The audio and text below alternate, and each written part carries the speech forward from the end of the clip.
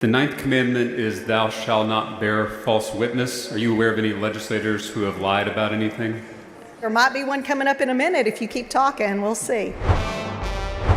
I hold in my hands. Oh, these bills from Republicans are just fantastic, especially Texas Republicans. But I hold in my hands right now a copy of the text of SB10 in the state of Texas, which mandates elementary schools and secondary schools post and present and have publicly available for students, ostensibly so God knows that they're watching. God knows he's watching.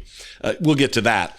But this is some of the text of the bill that was debated on the floor on Saturday, and then I guess a subsequent vote on Sunday. You may have seen this clip. It's gone viral. I've got a couple of clips here I want to play for you. It is just in the pantheon of chef's kiss clips. This is top of the heap. But here's the bill. Display of 10 commandments, subject to subsection E, which is another thing they've done here. A public elementary or secondary school shall display, not may display, shall display in a conspicuous place in each classroom of the school a durable poster or framed copy of the 10 commandments that meets the requirements of subsection B. So they want, and it has to be a certain size, like 16 by 20. There's a bunch of rules in here. Shall be, must be placed. And the co-sponsor, the sponsor of this bill is a lady named Candy Noble, who is she is the Karen that you think she's gonna be. She is the smug, painted on smile while she's just being a vicious little bigot, while she's using her Christianity as a weapon against those who are not Christian, who aren't religious, kids, children that she wants to indoctrinate in her particular flavor, her particular version and interpretation of Christianity. Does it not matter whether they are children in a Christian home, children in a Muslim home, children in a Jewish home, children in a non-believer home. It does not matter. And this James Tallarico took her to task. This first clip is very brief. It's just him asking. This is a woman who is pious, who is deeply religious, who wants to follow the rules of her God. And she wants children to do so too. Yet it appears she doesn't really know what the 10 commandments even are or what is contained within them, as evidenced by this question from James Tallarico. Does the gentlelady yield for some questions? Will the lady yield for questions? The lady yields. Thank you, Representative Noble. What is the fourth commandment? Are you referring to my to the way it's written in the bill? Yes. Okay, right.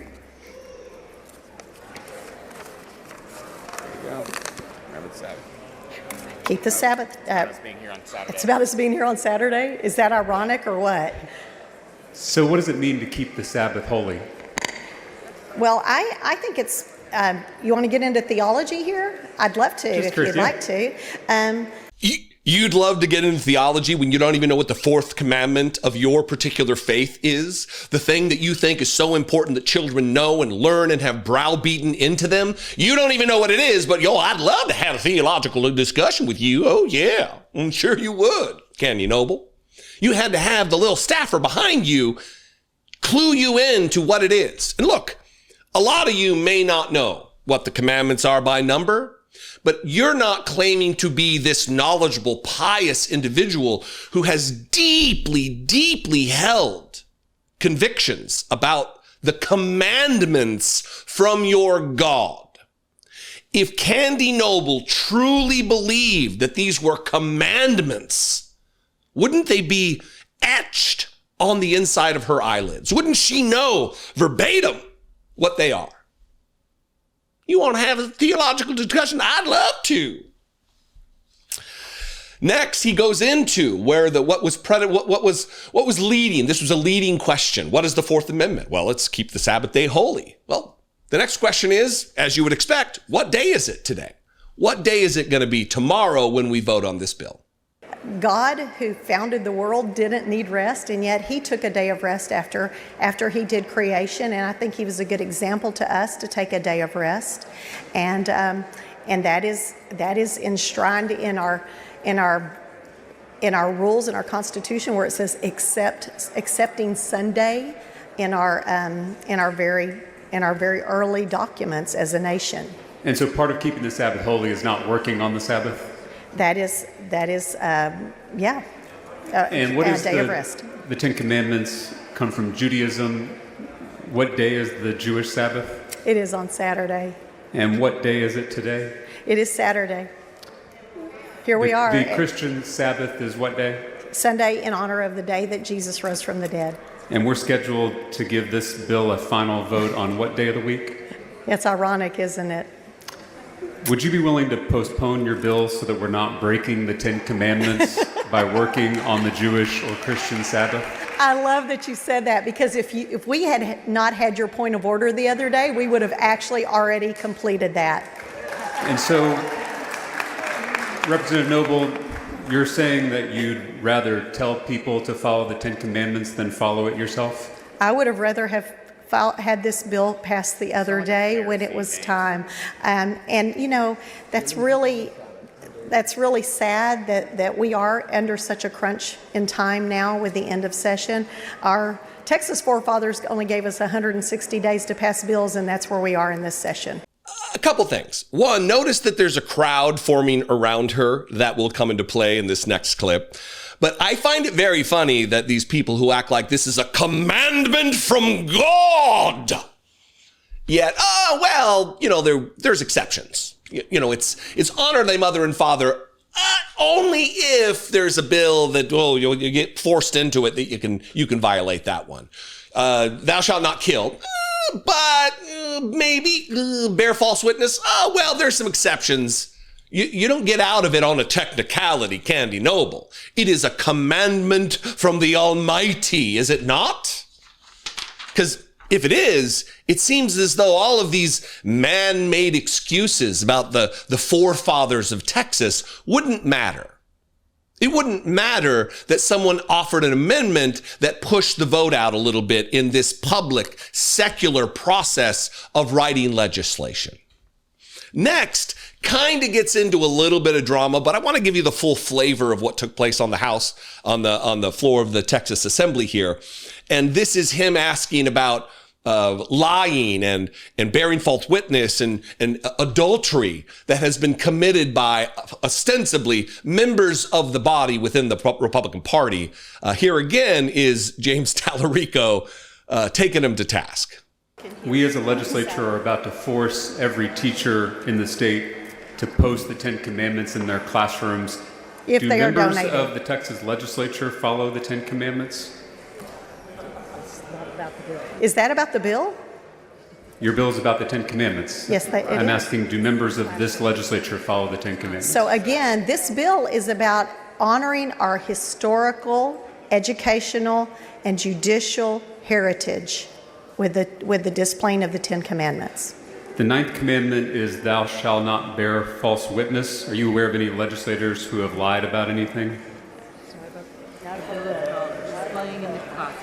That is, there might be one coming up in a minute if you keep talking. We'll see. The seventh commandment is thou shalt not commit adultery. Yes? Do you think that members of the legislature should focus more on trying to follow the Ten Commandments rather than telling others to follow them? Maybe they didn't have them posted. It is incumbent on all of us to follow God's law, and I think that we would be better off if we did. One, it is not incumbent upon all of us to follow God's law, whatever that is. There are many people who abide by, who follow other faiths other than the three big monotheistic religions in the world. There are Buddhists, there are Sikhs in this world. There are thousands of religions and offshoot tributary religions of all other religions.